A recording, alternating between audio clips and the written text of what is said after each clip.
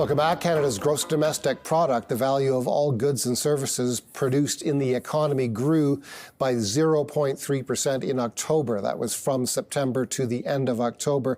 That was higher than economists had expected. It was the fourth straight month of positive gross domestic products for Canada. However, the flash estimate for November, that's a preliminary estimate for November, indicated that the Canadian economy shrank during the month of November by 0.1%.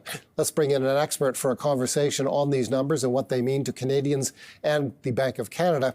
Pedro Antunes is Chief Economist at the Conference Board of Canada. Pedro, thanks a lot for joining us. Let's start with the most recent figure, the flash estimate for November, indicating that the Canadian economy actually shrank by 10 basis points in the month of November. That's from October to November. If that number is confirmed subsequently by StatsCan as a in the books number, that will be the first monthly contraction so far in 2024. What are your thoughts?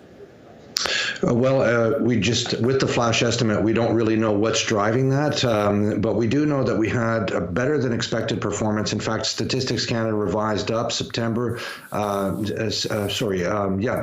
October numbers up a little bit. So with the November number down, unfortunately, that's not great for the quarter. It means that we're looking with built-in growth. That means that if we were to keep November at the same level, December at the same level as the flash estimate is giving, we're kind of completing the year with just 0.4% growth. That's 1.4 at annual rates. That's not a very strong start to next year, and it's just another sign that the economy is really flattened out in recent months. Is there anything here that would suggest a pathway to recession, that the economy is headed to a couple of consecutive quarters of negative growth? Well, I don't think so quite yet. I think that, obviously we're thinking that the economy, with the interest rate relief that we're seeing from the Bank of Canada, and the fact that employment held up fairly well, especially in the latest month, we're still hopeful for that soft landing scenario where we start to see economic growth pick up in 2025. The problem, of course, is all of the uncertainty with essentially the politics, and on both sides of the borders, you could argue, but certainly the threat of tariffs on Canada's economy. That would be something that would put Canada in recession, I think, no doubt about it. How do you think these numbers look to the Bank of Canada? This is exactly what the Bank of Canada is trying to avoid when it reduces interest rates. It's trying to spur economic growth. Yeah, I mean, we've seen essentially the bank really take some good measures here to bring interest rates back into what we would consider neutral territory. That means not taking away from the economy any longer. I think the problem, of course, is what we're seeing with the U.S. The U.S. economy has been really resilient. Inflation is staying a little more elevated, more uncomfortably high in the U.S., and so interest rates aren't coming down as quickly there. And so the problem for the bank, and the issue for the Bank of Canada, is the value of the dollar currently now below 70 cents. And that means inflationary pressures coming from anything that we import from across the border. So this is the challenge that the Bank of Canada is facing. I think they'd like to see interest rates come down further, take that down to the neutral rate quicker. But we've got this issue with divergent monetary policy in Canada and the U.S. The federal government has recently dialed back immigration targets, as you know. I haven't seen a per capita GDP number yet in the release, but as I think you and most viewers know, of course, per capita GDP has been trending downward for a while now. What are the implications of a reduced flow of workers into the country from workers and entrepreneurs into the country from immigration? Yeah, I mean, this is a complex issue, of course. We've seen population growth really taking off over the last 2 years. I think population growth, given non-permanent resident immigration into the country, was too strong, especially in 2024. And that led to essentially a slackening labor market and perhaps, as you mentioned, some decline in GDP or economic income generated per capita.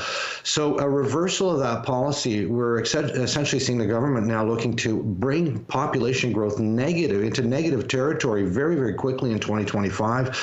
So obviously, there's essentially that would tighten up labor markets, that could possibly help increase our aggregate productivity because of essentially the makeup of the job losses that we could see as non-permanent residents essentially see their work permits expiring. The problem we see with that is this is perhaps too quick and too fast a reversal.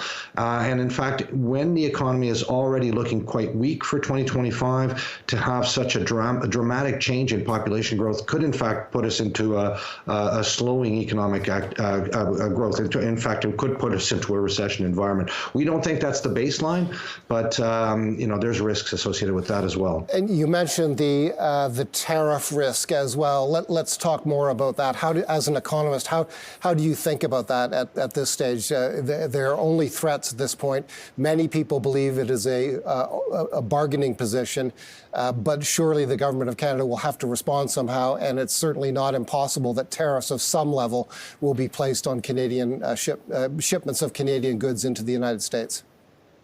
Yeah, I mean, I think we do believe that this is, kind of a bluff and a bargaining chip, but it's very, very possible, in fact, that we do see tariffs applied, even if it's for a short period of time, and that would be, essentially disastrous. I think right now what we're seeing is this kind of fear factor that we lived through back in 2016 when President-elect Donald Trump was talking, even prior to his election, was talking about essentially tearing up NAFTA, and that really concerned a lot of essentially businesses and investors. If you don't have access or you're fearful of access to the U.S. consumer, then that reduces investment. And I think it's a similar strategy that we're seeing here. It's moving investment away from Canada down to south of the border, and I think that's the objective. But if we do see tariffs of any kind, especially if we see tariffs on the manufacturing sector, this would be disastrous, especially for the auto sector in Ontario and many other manufacturers, even if they're short-lived. So we're very hopeful that this is a bluff, that we're not going to see these come into effect. But if they do, boy, watch out. We'll see some slowing economic activity for sure. Pedro, thank you, as always, for your insights. Happy holidays to you and your family. That's Pedro Antunes.